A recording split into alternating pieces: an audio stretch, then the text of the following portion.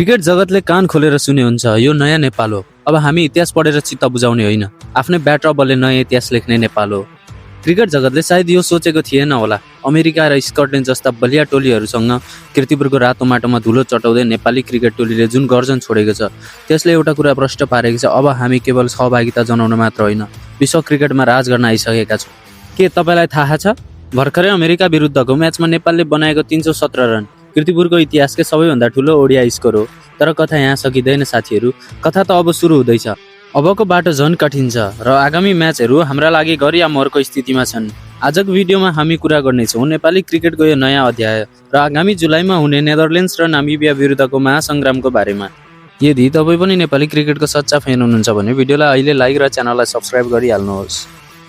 सबैभन्दा पहिला कुरा गरौँ त्यो ऐतिहासिक शुक्रबारको, जहाँ नेपालले आइसिसी विश्वकप लिग 2 को होम लिगमा अमेरिकालाई 112 रनको विशाल अन्तरले हरायो। टस हारेर ब्याटिङमा उत्रेको नेपालका लागि ओपनर कुशल भुर्तेल र आसिफ शेखले बलियो सुरुवात दिए, तर म्याचको असली हिरो बनेर निस्के ईशान पाण्डे, जसले 84 रनको शानदार इनिङ खेले। कप्तान रोहित पौडेलले 46 रन बनाएर इनिङ्सलाई समारे र त्यसपछि मैदानमा आयो त्यो तुफान जसलाई विश्व क्रिकेटले द टाइगर दिपेन्द्रसिंह ऐरी भनेर चिन्छ। मात्र 36 बलमा 4 वटा चौका र 4 वटा गगनचुम्बी छक्का प्रहार गर्दै दिपेन्द्रले 59 रनको विस्फोटक इनिङ खेले। नेपालले 317 रनको पहाड खडा गरियो। जब बलिङको पालो आयो, हाम्रा बलरहरू अमेरिका ब्याट्सम्यानहरूलाई क्रिजमा टिक्नै दिएनन्।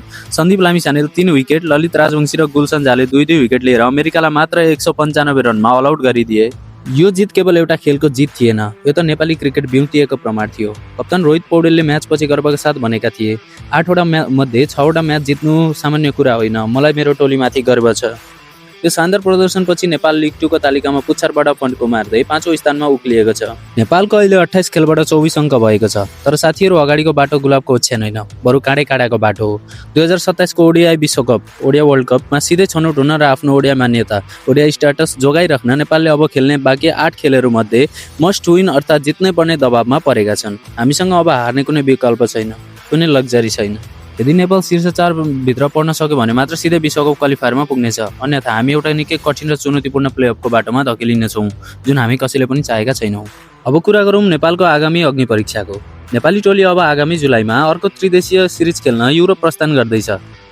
यो सिरिज नेदरल्यान्डको स्पोर्ट पार्क मैदानमा हुँदैछ। नोट गरेर राख्नु सीमितहरू, नेपाल विरुद्ध नामिबिया जुलाई 21, नेदरल्यान्ड्स विरुद्ध नेपाल जुलाई 23, नामिबिया विरुद्ध नेपाल जुलाई 27, नेपाल विरुद्ध नेदरल्यान्ड्स जुलाई 29 र सबै खेल दिनको दिउँसो 2:45 बजे सुरु हुनेछ। यो सिरिज नेपालका लागि किन सबैभन्दा ठुलो चुनौती हो भने हामी घरेलु मैदानमा छैनौँ र दर्शकहरूको साथभन्दा निकै टाढा युरोपियन कन्डिसनमा खेल्दैछौँ, जहाँ बल निकै स्विङ हुन्छ र बाउन्स पनि धेरै नै हुन्छ। नेदरल्यान्ड्स आफ्नो घरमा निकै बलियो छ भने नामिबिया सधैँ नेपालका लागि टाउको दुखाइको विषय बन्दै आएको छ। तर गुलसन झा, सोमपाल कामी र कप्तान रोहित पौडेलको यो नयाँ एग्रेसिभ माइन्डसेटले यो पटक विदेशमा पनि इतिहास पल्टाउने कुरामा दुई मत छैन। इतिहास साक्षी छ, जब जब नेपाली क्रिकेटलाई कठिन मोडमा उभ्याइएको छ, हाम्रा योद्धाहरूले त्यति नै बलियो कमब्याक गरेका छन्। T20 विश्वकपमा स्कटल्यान्डलाई हराउने टोली होस् या भर्खरै अमेरिकाको घमण्ड तोड्ने टोली, हाम्रा खेलाडीहरूमा विश्व जित्ने क्षमता छ। अब पालो हाम्रो हो, उनीहरूलाई दूरदराजबाट भए पनि उत्तिकै समर्थन र माया दिने। तपाईँलाई के लाग्छ, के नेपालले आगामी जुलाईमा नेदरल्यान्ड्स र नामिबियालाई उनीहरूकै घरमा हराएर 2027 को विश्वकप यात्रा पक्का गर्न सक्ला? नेपालको तर्फबाट आगामी सिरिजमा कुन खेलाडीले सबैभन्दा धेरै रन बनाउला? आफ्नो महत्त्वपूर्ण विचार तल कमेन्ट बक्समा निश्चित रूपमा लेख्नुहोला। भिडियो मन परेको छ भने एउटा लाइक अवश्य गर्नुहोस् र क्रिकेटका यस्तै ताजा र नयाँ अपडेटहरूका लागि नेपाली भाषामै सुन्नका लागि हाम्रो च्यानललाई सब्स्क्राइब गर्न नभुल्नुहोला। जय नेपाल, जय नेपाली क्रिकेट।